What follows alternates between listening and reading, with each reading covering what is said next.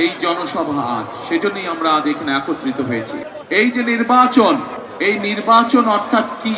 এই নির্বাচন হচ্ছে আপনার যে রাজনৈতিক অধিকার, সেই অধিকার আপনি আপনার মতন করে আপনি প্রয়োগ করবেন, অর্থাৎ আপনার রাজনৈতিক অধিকার আপনি প্রয়োগ করবেন। কিন্তু গত 16 বছর ধরে এই অধিকার বাংলাদেশের মানুষের কাছ থেকে কেড়ে নেওয়া হয়েছিল। গত 16 বছর ধরে দেশে তথাকথিত কয়েকটি নির্বাচন অনুষ্ঠিত হয়েছে, কিন্তু আপনারা কি সেই নির্বাচনে ভোট দিতে পেরেছিলেন? পারেননি আপনারা। এখন প্রিয় ভাই বোনেরা, এই যে সামনে যে নির্বাচন হবে, আপনারা কি মনে করেন আপনারা ভোট দিতে পারবেন? ইনশাআল্লাহ। এখন প্রিয় ভাই বোনেরা, এই যে আপনি আগামী নির্বাচনে যে ভোট দিতে পারবেন, এই যে আপনার যে রাজনৈতিক অধিকার প্রয়োগ করতে পারবেন, এই যে এখন যে আপনার মনে যেটা হয়, যেই কথাটা সেই কথাটা যে নির্ভয় আপনি বলতে পারেন, এই সুযোগটা যে বাংলাদেশের মানুষের সামনে এসছে, বাংলাদেশের প্রত্যেকটি ভোটার, প্রত্যেকটি নাগরিক সামনে এসছে, এই সুযোগটা তৈরি করার জন্য কিন্তু বহু মানুষ গত 16 বছরে প্রাণ দিয়েছে। বহু মানুষ গত 16 বছরে গুম হত্যার শিকার হয়েছে। বহু মানুষ গত 16 বছরে বিভিন্নভাবে নির্যাতনের শিকার হয়েছে, পঙ্গুত্ব বরণ করেছে।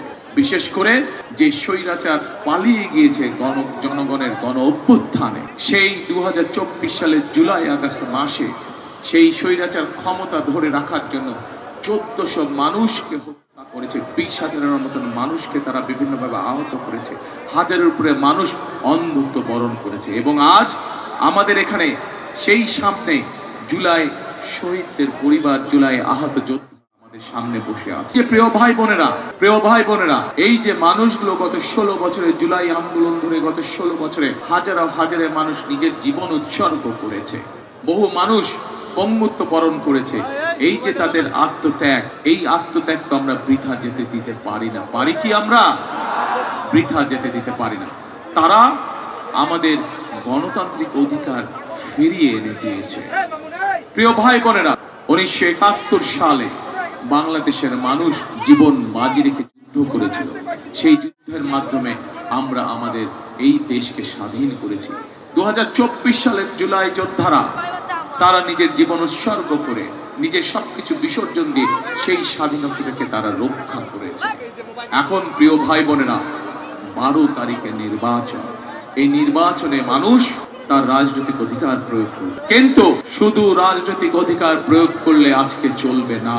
আমরা বিগত 16 বছর কি দেখেছি? বিগত 16 বছর দেখেছি যে দেশের মধ্যে কতগুলো মেগা প্রজেক্টের মাধ্যমে মেগা দুর্নীতি করা হয়েছে, কিন্তু মানুষের ভাগ্যের পরিবর্তন হয়নি, এলাকার উন্নয়ন হয়নি, এলাকার ভাগ্যের পরিবর্তন হয়নি। যদি এলাকার ভাগ্যের পরিবর্তন হতো, যদি এলাকার মানুষের ভাগ্যের পরিবর্তন হতো, যদি এলাকার উন্নয়ন হতো, তাহলে আজকে এই যে ধানের শীষের প্রার্থী ববি হাজরা তার বক্তব্যে যেই কথাগুলো বলেছে, এলাকার বিভিন্ন সমস্যা নেই যেই কথাগুলো বলেছে, সেই সমস্যাগুলো তো থাকার কথা ছিল না। সেই সমস্যাগুলো আছে বলেই প্রমাণিত হয় যে গত 16 বছর এই দেশে শুধু ঢাকা 13 নয়, বাংলাদেশের কোনো অঞ্চলেই কোনো কাজ হয়নি। শুধু কি কাজ হয়েছে? মেগা প্রজেক্ট হয়েছে। কোথায় কোথায় দুর্নীতি করা যায় সেভাবে প্রজেক্ট গ্রহণ করা হয়। প্রিয় ভাই বোনেরা, আজকের এই নির্বাচনী জনসভা এবং 12 তারিখে যে নির্বাচন, সেই নির্বাচনে আমাদেরকে অর্থবহ করতে হবে। যে মানুষগুলো তাদের জীবন উৎসর্গ করে আজ এই পরিস্থিতি তৈরি করেছে, বাংলাদেশের মানুষকে এই সুযোগ তৈরি করে দিয়েছে, এই সুযোগ আমাদেরকে কাজে লাগাতে হবে। এবং কি সেটা হচ্ছে আমাদেরকে এই দেশের মানুষের ভাগ্যের পরিবর্তনের রাজনীতি শুরু করতে হবে। কি কাজ সেটা? এই দেশকে পুনর্গঠনের কাজ শুরু করতে হবে। এই দেশের ভাগ্য, এই দেশের মানুষের ভাগ্যের পরিবর্তনের কাজ শুরু করতে হবে। এখন প্রিয় ভাই বোনেরা, আমরা একটি রাজনৈতিক দল, আমাদের দলের নাম বাংলাদেশ জাতীয়তাবাদী দল। বাংলাদেশের মানুষ যাকে বিএনপি হিসাবে চেনে। প্রিয় ভাই বোনেরা, আমাদের দলের মার্কা কি? ধানের শীষ। এই ধানের শীষ বাংলাদেশের মানুষের জন্য কতগুলো পরিকল্পনা গ্রহণ করেছে যে আগামী দিন এই 12 তারিখে আপনারা ধানের শীষকে জয়যুক্ত করলে পরে ইনশাআল্লাহ আল্লাহর রহমতে 13 তারিখে বিএনপি সরকার গঠনে সক্ষম হলে পরে এই ধানের শীষ এই দেশের মানুষের ভাগ্যের কিছু পরিবর্তনের জন্য কতগুলো পরিকল্পনা গ্রহণ করেছে। একটি রাজনৈতিক দল হিসাবে, একটি নির্বাচনী জনসভা হিসাবে আজ আমি হয়তো এখানে দাঁড়িয়ে আমাদের রাজনৈতিক প্রতিপক্ষ সম্পর্কে অনেক কথা আপনাদের সামনে বলতে পারতাম, কিন্তু আমি যদি তাদের গীবত গাই, তাদের সম্পর্কে যদি কথা বলি, আপনাদের কি তাতে কোনো উপকার হবে? মানুষের কোনো উপকার হবে না, এলাকার মানুষের কোনো উপকার হবে না, দেশের মানুষের কোনো উপকার হবে না। আজ দরকার কর্মসূচি দেশের জন্য, আজ দরকার কর্মসূচি মানুষের ভাগ্যের পরিবর্তনের জন্য, আজ দরকার পরিকল্পনা দেশের মানুষের ভাগ্য পরিবর্তনের জন্য, আজ দরকার পরিকল্পনা দেশের ভাগ্যের পরিবর্তনের জন্য। প্রিয় ভাই বোনেরা, প্রিয় ভাই বোনেরা, এই মুহূর্তে বাংলাদেশে একমাত্র বিএনপি হচ্ছে সেই রাজনৈতিক দল যারা এই দেশের মানুষের ভাগ্যের পরিবর্তনের জন্য অনেকগুলো পরিকল্পনা আমরা গ্রহণ করেছি।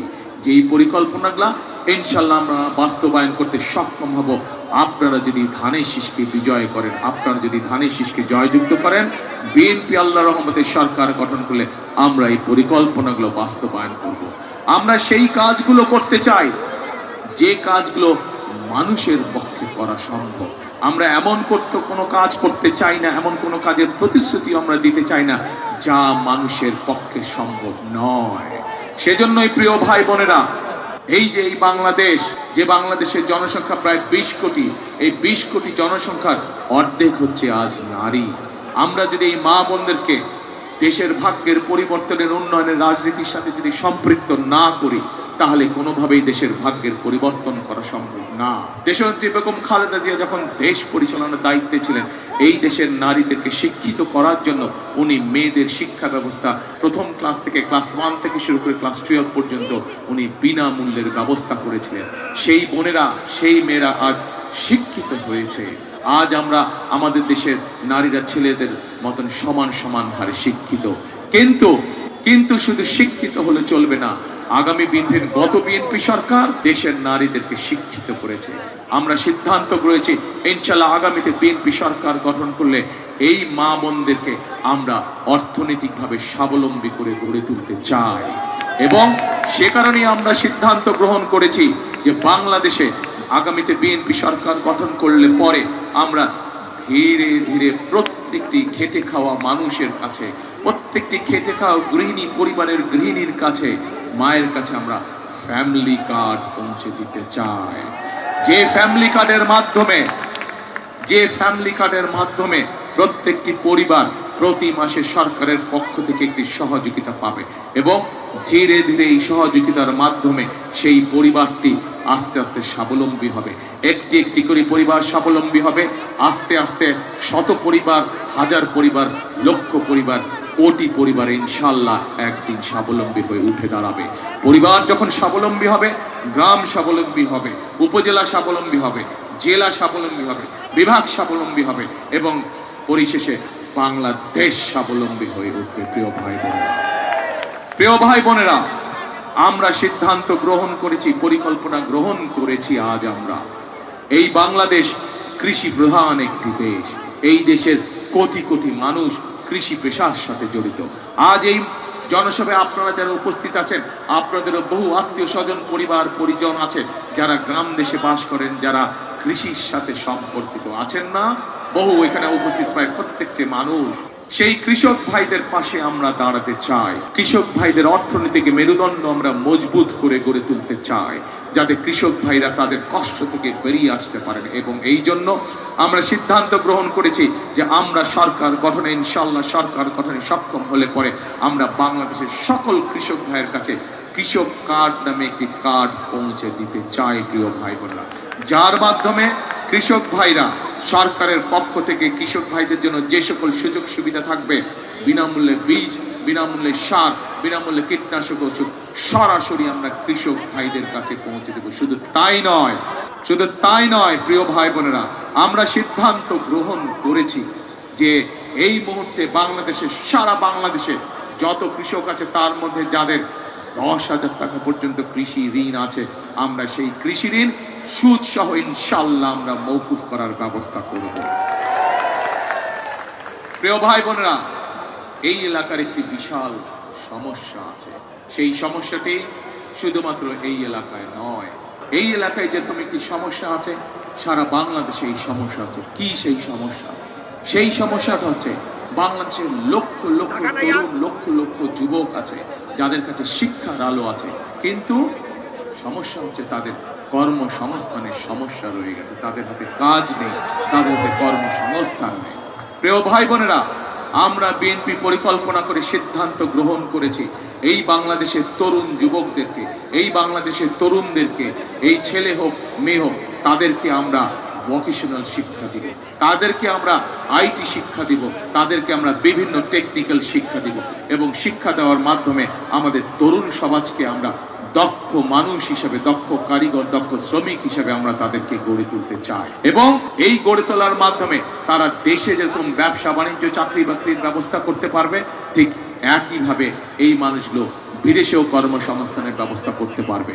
এবং আমরা জানি এখানেও বহু মানুষ আছেন যাদের আত্মীয় স্বজন, বন্ধু বান্ধব, ভাইরা বিদেশে আছেন, এবং বহু মানুষকে আমরা দেখেছি যারা প্রবাসীরা বিদেশে যান, বিভিন্ন দেশে যান, কর্মসংস্থানের ব্যবস্থা করে তাদেরকে যাবার আগে অনেক সময় পরিবারের জমি ঘর বিক্রি করতে হয় যাবার অর্থ সংস্থান করার জন্য।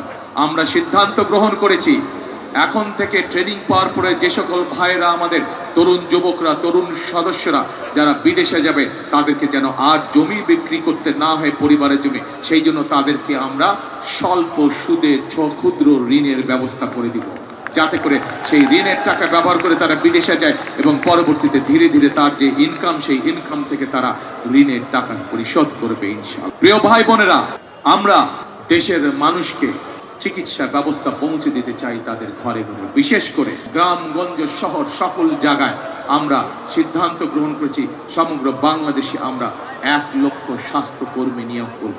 এই স্বাস্থ্যকর্মীর লক্ষ্য বা উদ্দেশ্য কি? এই স্বাস্থ্যকর্মীর লক্ষ্য উদ্দেশ্য থাকবে, বিশেষ করে সেটি শহরই হোক, বিশেষ করে সেটি গ্রামই হোক, আমাদের মা বোন যারা আছে, শিশুরা যারা আছে, অধিকাংশ সময় তাদের পক্ষে হাসপাতাল যাওয়া সম্ভব হয় না, চিকিৎসার সুবিধা নেওয়া সম্ভব হয় না। এই মানুষগুলো তাদের কাছে যাবে, যে সকল অসুখ বিসুখ ঘরে বসে চিকিৎসা দিয়ে ঠিক করে ফেলা যায়, মা বোনদেরকে, শিশুদেরকে তারা ঘরে বসে চিকিৎসা দিয়ে এই মানুষগুলোকে তারা সুস্থ করে তুলবে। এখন প্রিয় ভাই বোনেরা, এতক্ষণ সংক্ষেপে আমি আপনাদের সামনে আমাদের কর্ম পরিকল্পনাগুলো তুলে ধরলাম। একটি রাজনৈতিক দল হিসাবে আমাদের দায়িত্ব হচ্ছে দেশের মানুষের ভাগ্য পরিবর্তন করা। একটি রাজনৈতিক দল হিসাবে আমাদের লক্ষ্য হচ্ছে দেশকে সামনের দিকে এগিয়ে নিয়ে যাওয়া।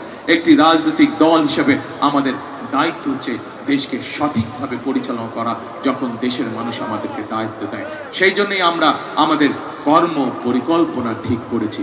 আপনাদেরকে আমি অনুরোধ করব, চিন্তা করে দেখুন, চিন্তা করে দেখুন, আপনারা চোখটা বন্ধ করে 1 মিনিটের জন্য চিন্তা করে দেখুন, এই মুহূর্তে যতগুলো রাজনৈতিক দল বাংলাদেশে আছে, বিএনপি ছাড়া আর কোনো রাজনৈতিক দল শিক্ষা সংক্রান্ত হোক, যুবকদের কর্মসংস্থানের ব্যাপারে হোক, কৃষক ভাইদেরকে সহযোগিতার ব্যাপারে হোক, মা বোনদেরকে স্বাবলম্বী করার ব্যাপারে হোক, কর্মসংস্থানে যুবক ভাইদের কর্মসংস্থানের ব্যাপারে হোক, কোনো ব্যাপারে কোনো পরিকল্পনা দিতে তারা সক্ষম হয়েছে কিনা? বিএনপি ছাড়া কেউ কোনো পরিকল্পনা, বিএনপি ছাড়া সঠিক পুঙ্খানুপুঙ্খ পরিকল্পনা আর কোনো রাজনৈতিক দল বাংলাদেশের জনগণের সামনে উপস্থাপন করতে পারে নাই।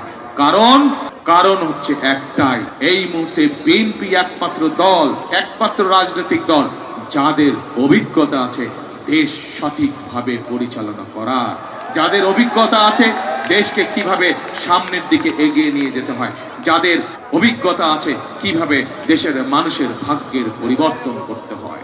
প্রিয় ভাই বোনেরা, সমগ্র বাংলাদেশে স্বৈরাচার সময় আমরা দেখেছি, এই মুহূর্তে আমরা দেখেছি আমাদের ধানের শীষের প্রার্থী ববি হাজ্জাদ একটু আগে এই এলাকার একটি তীব্র সমস্যার কথা বলেছেন, অনেকগুলো সমস্যার মধ্যে একটি সমস্যার কথা বলেছেন।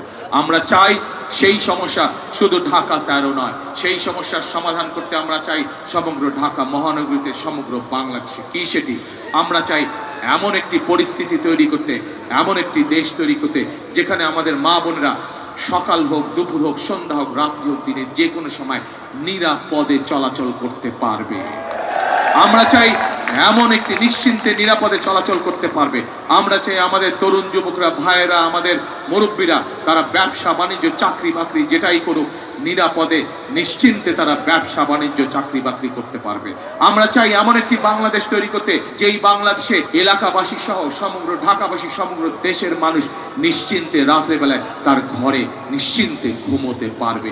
আমরা সেই রকম একটি বাংলাদেশ তৈরি করতে চাই এবং সেজন্যই আমরা আমাদের দলীয় ফোরামে সিদ্ধান্ত নিয়ে রেখেছি, ইনশাআল্লাহ 13 তারিখে বিএনপি সরকার গঠনে সক্ষম হলে, 12 তারিখে নির্বাচনের পরে 13 তারিখে ইনশাআল্লাহ বিএনপি সরকার গঠনে সক্ষম হলে সবচাইতে বেশি যেই জোরটি আমরা দিব সেটি হচ্ছে বাংলাদেশের মানুষের জন্য আইন শৃঙ্খলার ব্যবস্থা করা এবং রাস্তাঘাটের অবস্থা সবচাইতে নিরাপদ করা, মানুষ যাতে নির্বিঘ্নে নিরাপদে নিরাপত্তার সাথে চলাফেরা করতে পারে। কারণ আমরা জানি, যেহেতু বিএনপির একমাত্র অভিজ্ঞতা আছে দেশ পরিচালনা করা, কোনো কর্মসূচি সফল করা সম্ভব না, কর্মসূচি জনগণের কাছে সুফল পৌঁছে দেওয়া সম্ভব না যতক্ষণ পর্যন্ত দেশের আইন শৃঙ্খলাকে কঠোর হস্তে দমন করা না যায়, যতক্ষণ পর্যন্ত দেশের আইন শৃঙ্খলাকে কঠোর হস্তে নিয়ন্ত্রণ করা না যায়, ততক্ষণ পর্যন্ত কোনো পরিকল্পনায় সুফল বয়ে আনবে না। ঢাকা শহর সহ ঢাকা 13 অধিবাসীরা সহ গ্রামগঞ্জের মানুষ প্রায় প্রত্যেকেই একটি কষ্টে ভোগে, সেটি হচ্ছে জলাবদ্ধতার কারণে বর্ষার মৌসুমে কখনো কোথাও অতিরিক্ত পানিতে রাস্তাঘাট সবকিছু ভেসে যায়, কারণ আমাদের খাল বিল নদী নালাগুলো সব বন্ধ হয়ে গেছে। এবং ঠিক একইভাবে এই এলাকায় এই সমস্যাটি প্রকট হয়ে আছে। আজকে আমি আপনাদের সকলের সামনে আমি আমাদের ধানের শীষের প্রার্থী ববি হাজ্জাজকে বলে দিতে চাই যে ইনশাআল্লাহ ববি হাজ্জাজ এই এলাকায় নির্বাচিত হলে, এই এলাকা থেকে জয়ী হলে এবং বিএনপি সরকার গঠন করলে পরে, যেদিন বিএনপি সরকার গঠন করবে তারপর দিন থেকে আমাদের কাজ হবে এই এলাকার মানুষের জলাবদ্ধতার সমস্যা দূর করা। এবং যে যত বড় শক্তিশালী হোক না কেন, সে যদি কোনো খাল বন্ধ করে মানুষের চলাচলের সমস্যা তৈরি করে থাকে, সে যদি কোনো খাল বন্ধ করে জলাবদ্ধতার কারণ হয়ে থাকে, তাহলে অবশ্যই সেখান থেকে তাকে সরিয়ে দিয়ে সেই খালকে পুনরুদ্ধার করা হবে, যাতে এলাকার মানুষ জলাবদ্ধতায় কষ্ট না